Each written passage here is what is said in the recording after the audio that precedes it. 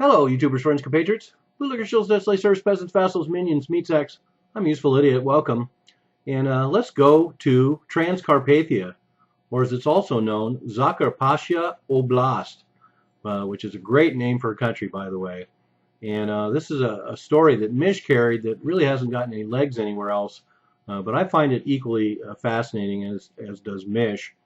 And that's the government officials in Transcarpathia, which is a region in the western part of Ukraine, have sent an ultimatum to the government in Kiev, and they're demanding a certain amount of autonomy. And they bring up the, quote, irresponsible policies of Kiev, unquote, the last 25 years, and it has led to devastation and plunder of Carpathia. And I'm sure that's true, because if you look all over Ukraine, there has been devastation and plunder. And this is a good example of one of those areas where they pay a fair amount of taxes to the central government in Kiev, and yet are far removed from it in this mountainous region, and have little to show in their local economy for the taxes they pay to the central government. And a very interesting little area. It looks very idyllic. Apparently it's quite a smuggling route, but a very low-key, organic sort of economy there on a fairly small scale. There's only 1,254,000 people there, and generally they are Ukrainian, but it's quite a mix because they have an insane history of being passed around by European countries, and I'll get to that in a minute. But the history of this goes back a little ways, because when the Soviet Union collapsed, this particular region of Zakarpattia Oblast, or Transcarpathia, had a regional referendum in 1991 and voted for self-governance, over 78%, and yet this was not granted at the time.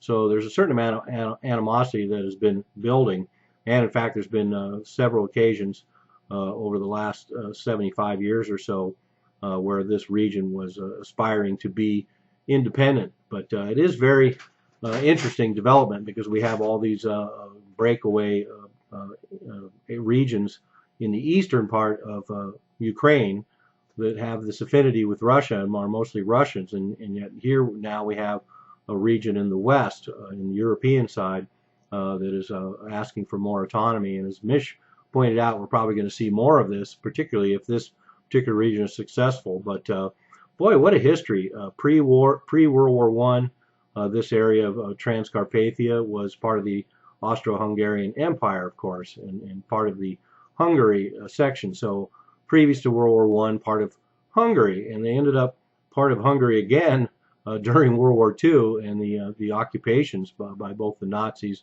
and the Russians.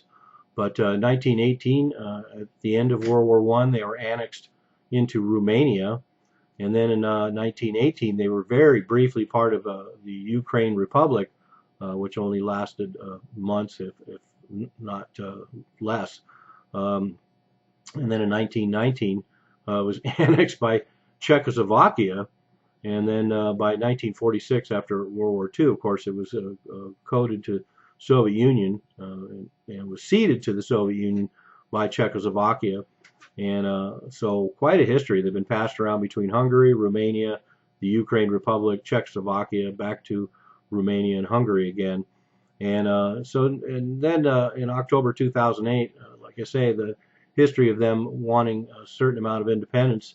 In 2008, it was even declared the Republic of Carpathian Ruthenia, and no one recognized it, and certainly nobody in Ukraine recognized it. And so here they find themselves once again. So fascinating to me to see once again another little region that's been the subject of these empire expansion, in this case the Soviet Union, the former Soviet Union, and the fact that their borders have changed dozens of times. They've been passed around by all sorts of different powers in Europe over these years, and still have some longing for autonomy and or independence. So let's watch this. Be interesting to see if they succeed, and if it continues to be a pattern. And if it does, then we could see once again the further destabilization and fragmentation of another country in Western sites, in this case the Ukraine. I'm a useful idiot. Don't you be one too.